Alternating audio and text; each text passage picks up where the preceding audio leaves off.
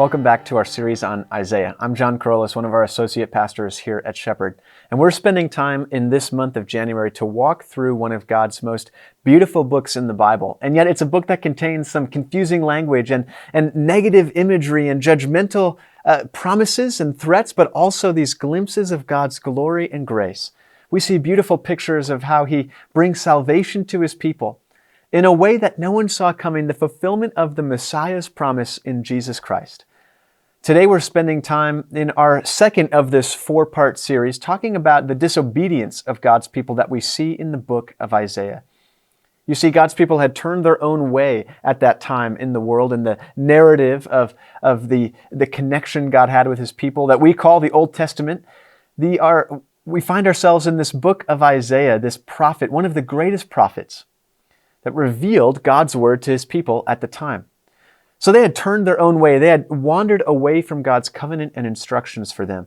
And they had found that the gods of the neighboring nations around them to be, for whatever reason, tempting to follow. In fact, they would even manufacture their own gods, their own idols to bow down and worship and give credit for the things that they would eat or the weather they would experience or the circumstances they found themselves in.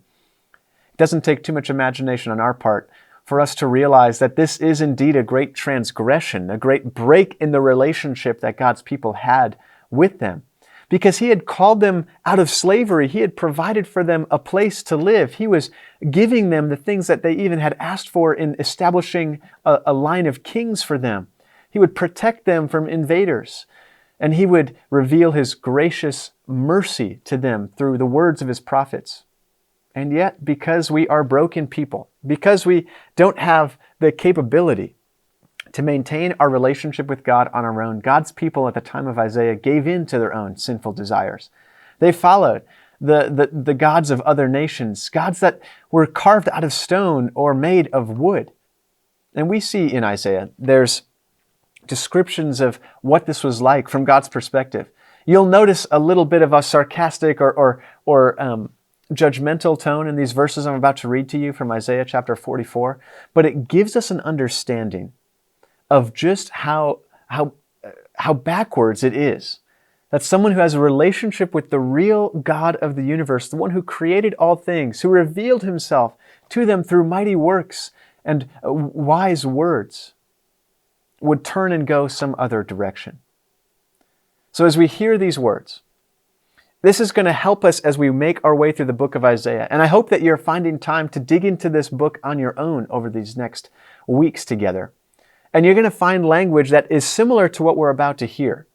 And don't be afraid or intimidated by that language, but instead understand that this is a message God is giving His people to call them back to Him, to help them see the foolishness of their ways, the severity of their transgressions, but also the great comfort that exists in His interactions with them. Isaiah 44:13 through 15 says, "Then the woodcarver measures a block of wood and draws a pattern on it. He works with chisel and plane and carves it into a human figure. He gives it human beauty and puts it in a little shrine. He cuts down cedars. He selects the cypress and the oak. He plants the pine in the forest to be nourished by the rain. Then he uses part of the wood to make a fire. With it he warms himself and bakes his bread. Then, yes, it's true, he takes the rest of it and makes himself a god to worship. He makes an idol and bows down in front of it." You can almost hear the exasperation in these verses. And if you were to read what comes before and what comes after, you'd hear more of the same. God is almost dumbfounded by the fact that a person who is growing these trees, cultivating them, and then using them for His own warmth and His own provision, would then bow down and worship something that He has clearly had the power over in just the last few moments or hours in working with it. You see, God is hurt and offended by the very idea that someone would turn away from Him, who has provided all things, who has revealed Himself to all people, and worship something as simple as a tree that has just been cut down, something that has no more life in it, that half of it was used for a campfire, and the other half would be bowed down to and worshipped. It's mystifying, it's confusing, and maybe as we come across this narrative, we think, Well, people in ancient times, they were easily tempted into following, rituals and shrines and idols and things like that. But today we don't struggle with those same things. Well, I have some sad news for you. We actually do struggle with those same things. You see, our idols may not be trees that we cut down and built a campfire with and then carved into an image. Maybe they are. But idols we construct in our own image exist in our world today too. Maybe it's the idea that we can manifest for ourselves through our own mental energy and focus, through our own willpower, and create a life that we want. Maybe it's the trap we fall into, believing that we can provide for all of our needs simply by our own hard work. You see, idols exist today just as much as they did in the time of Isaiah. It may look like a car you're obsessed with, or a house you're prouder of than anything else in your life. Or it may be a dream career or a dream experience that you have and you are chasing, and in that very thing, this house or car or career or experience, you think that following that motivation will provide for you what you need in life, this abstract and material thing.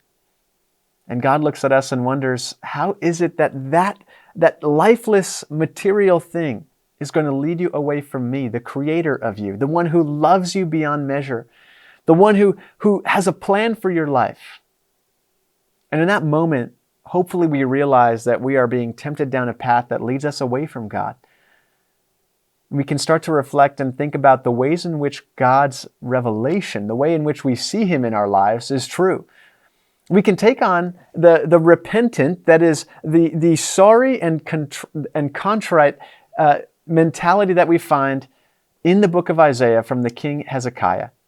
You see, Hezekiah, I know that's kind of a funny name and an ancient and cryptic sounding name, but Hezekiah was one of the kings that heard God's voice and turned back to follow Him, who was one of the obedient kings in the time of Isaiah.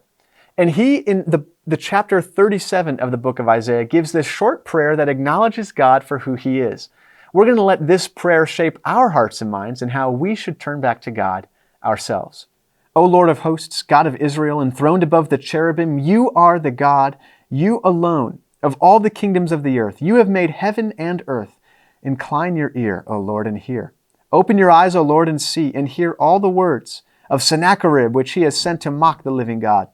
Truly, O Lord, the kings of Assyria have laid waste all the nations in their lands, and they have sent their gods into the fire.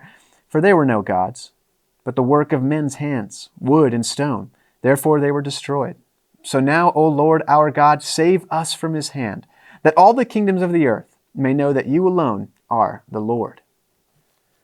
So I know in those verses there is a confusing name and some narrative things that we need to iron out before we understand the root of Hezekiah's prayer.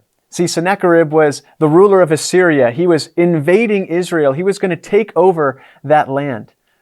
But Hezekiah reached out to the true God, the God who had established the nation of Israel, and asked for his mercy. And that's the same tone that our prayers should take when we realize that we've been following an idol in our own lives. See, we, like Hezekiah, recognize God gives us all things. He created us. He gives our lives purpose. He pours out his Spirit on us that we experience his grace. We can follow in Hezekiah's example of acknowledging God for what he does. We can reach out to him asking for his mercy. We can say, Lord, I know that you give me all things. I'm sorry for chasing this one particular idea or going after that one motivation when you are all that I need. We ask God to lead us into a relationship with him that is characterized by our understanding that everything we have comes from him. That's the motivation. That's the transformation that Isaiah was trying to bring to God's people through his words about their idolatry and chasing after false gods. And that same message applies to you and me. So as you read through Isaiah and you come across those warnings and you come across those sections about what it means to follow false gods, hear the same encouragement to turn back to the true God, the God who has revealed himself to us through Jesus, who gives us his mercy through Christ's death and resurrection, whose forgiveness never runs out. And even though idolatry continues to be a problem for you and me, our relationship with God is not in jeopardy because he has given us his son Jesus to make the connection on our behalf. I was buried beneath my shame. could carry that kind of weight. It was my tune till I met you. I was breathing but not alive. All my failures I tried to hide. It was my tune till I met you.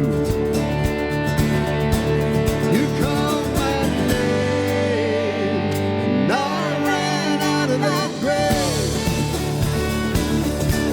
out of the darkness, into your glorious day. You called my name, and I ran out of that grave,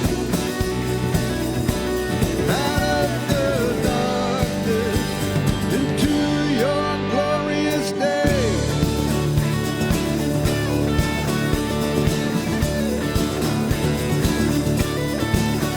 Now your mercy has saved my soul. Now your freedom is on. Yeah, I know. The old man knew Jesus when I met you.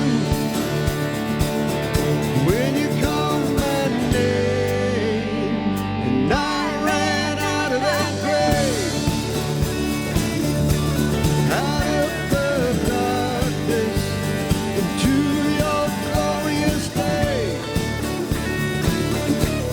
You called my name, and I ran out of that grave,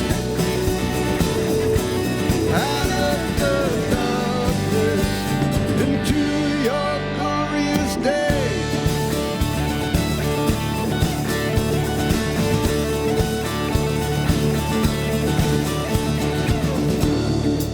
All right, we're going to sing our story.